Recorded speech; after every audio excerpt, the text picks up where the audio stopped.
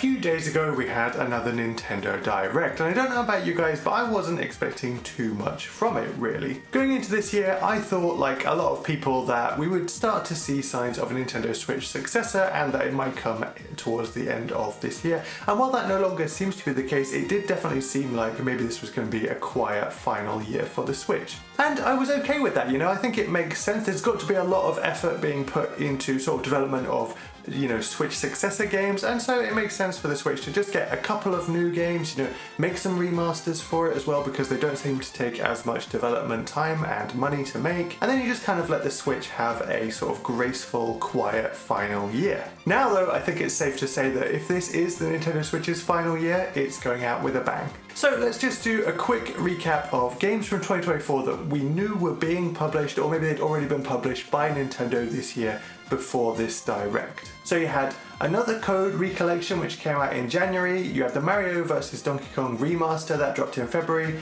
Princess Peach Showtime came out in March, and then finally we've got Luigi's Mansion 2 HD and the Nintendo World Championships NES edition. They're not out yet, but they are coming in June and July respectively. There's also some interesting looking third-party titles, and some of these are Switch exclusives, so like Fantasy Life I, that releases later in the year, but overall we didn't have too much information on games coming in the second half of this year, especially ones that were sort of either developed or published by Nintendo. This Direct though has blown all of that straight out of the water, and honestly I think for a lot of people this could be their favourite Direct ever. There was just such a huge number of things that were announced. The very first reveal was a brand new Mario and Luigi RPG. You know, this is a series that hasn't had a new entry since something like 2015, I think, with Mario Paper Jam, which wasn't even very well received when it did come out. The studio that normally develops these games, Alpha Dream, they were declared bankrupt like 5 years ago, and then they shut down. And so basically we kind of all thought that maybe this series was dead, which was very sad,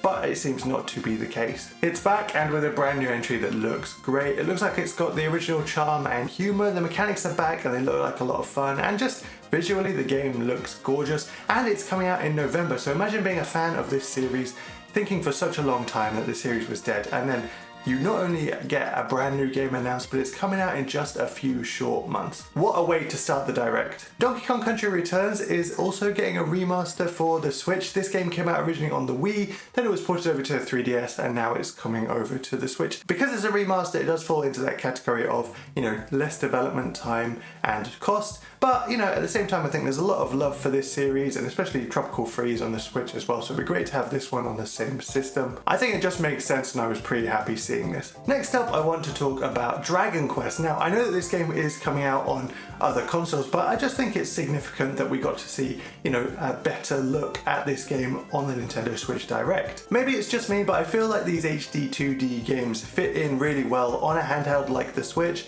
You know, games like Octopath Traveler 2, Live Alive, that kind of thing. And especially with Dragon Quest 11 being sort of super popular on this system, I think it makes sense that a lot of people are going to be really excited to play this Dragon Quest 3 remake on their Nintendo Switches. I'm really looking forward to it. I do really like the Dragon Quest series, but I haven't played the original 3 games, so I'll be keeping an eye on this one for sure. And, you know, it was kind of rumoured that we would get the other 2 as well, but, you know, just having those other 2 remastered, so the whole trilogy will be available, even if the second 2 are coming next year. I think that's just a great move. Metroid Zero Mission and Legend of Zelda Link to the Past were both announced for the Nintendo Switch Online subscription, which I thought was great. You know, we seem to be coming closer and closer to all of the mainline 2D Metroid games being available on the Switch. You know, the Switch really has become the Metroid machine of choice. And of course, I always think it's great when they add more to that subscription and really build it up as being better value for money. If you have to pay for the subscription, then I want them to pack it with as much content as possible so that there's something there for everybody. Also in this Direct, a new Denperman was announced, which was a series that I didn't really expect to see return, and Ace Attorney is getting more ports over onto the Switch. So it really was just a lot packed into this Direct, and there's a lot coming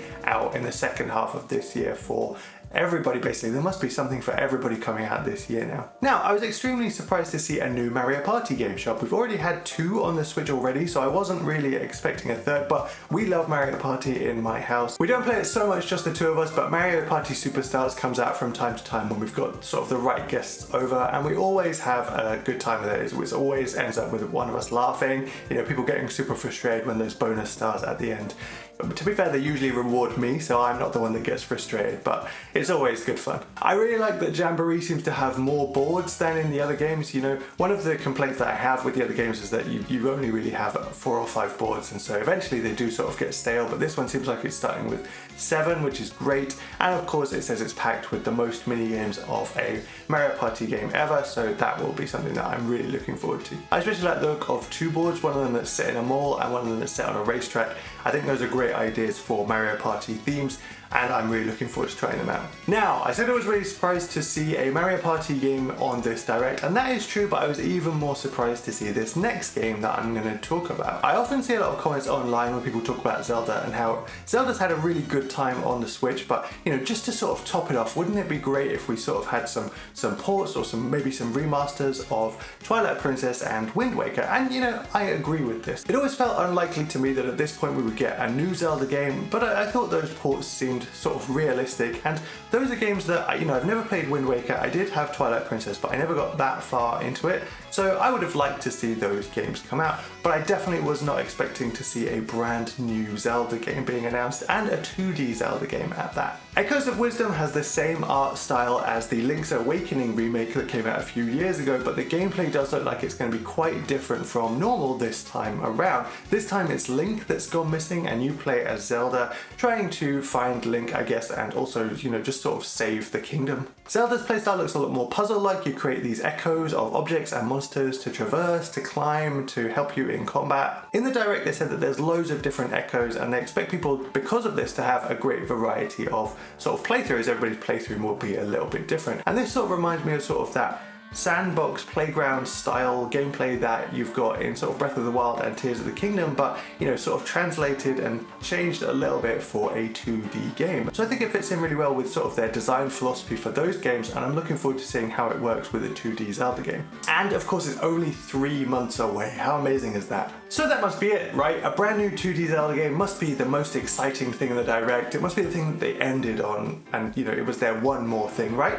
Except no, it wasn't. There were a few more other announcements, and then they finally got to the one more thing. It's been 7 years since the original announcement of Metroid Prime 4, and I was firmly in the camp of people that thought that by now it wasn't coming out on the Switch. It was gonna be sort of a release date game for the Switch successor, the Switch 2, whatever you want to call it. Now, it may not be releasing until 2025, but the fact that they've included it in the Switch Direct, I think that must mean that it is going to come out on the Switch. Maybe it will still come out on the Switch successor, maybe they'll sort of do a side-by-side release, or maybe they'll do like an upgraded version on the Switch 2, but I don't think they would have shown it in this Direct if it wasn't coming out on the original Switch console. We didn't get to see too much from it. We saw a little bit of gameplay and a little bit of the mechanics, but what we did see looked great. The graphics in particular look really gorgeous. Now that there's finally been some progress on this game, I'm really excited to get more info on it in the next few months. For a lot of people over the last 7 or 8 years, I think the Switch has become one of their favorite consoles, and it's had some really good years worth, you know, strong years of games. That first year, 2017, where we got things like Breath of the Wild and Mario Odyssey, that was a really good year. But then, you know, I think like 2023 last year, everybody seemed to think that was a really good year as well. 2024 seemed like a quiet year, and I thought in this Direct, you know, there'd just be a couple of announcements, maybe 1 or 2 new games and more updates on things we knew about already, but I wasn't expecting anything like this. It seemed like maybe Nintendo were taking a deep breath, readying themselves before they could sort of wow us with all of the things that they've been lining up for the Switch successor, but I really didn't expect this at all. Not only the sheer number of announcements, but also the quality of the announcements. There are some really strong looking new entries in a lot of Nintendo's main IPs, and basically there's been something for everybody in this Direct, and that kind of means that there's something for everybody being released, you know, in the second half of this year, and it's going to make 2024, I think, a really strong year for the Switch as well. Nintendo now have to caveat the announcements that they make for Nintendo Directs, and they say that there will be no news of a Nintendo Switch successor in this presentation, which, you know, to me, that's got to mean that there's going to be some news of a Switch successor coming soon. But in the meantime, the Nintendo Switch is not taking any time to relax. If this is going to be the Nintendo Switch's final year, like a lot of people think, then it is not going out quietly. The Switch is definitely going out with a bang. I would love to hear what you thought of this Direct. Which announcements were you most excited for? Thank you so much for watching, and I'll see you in the next one.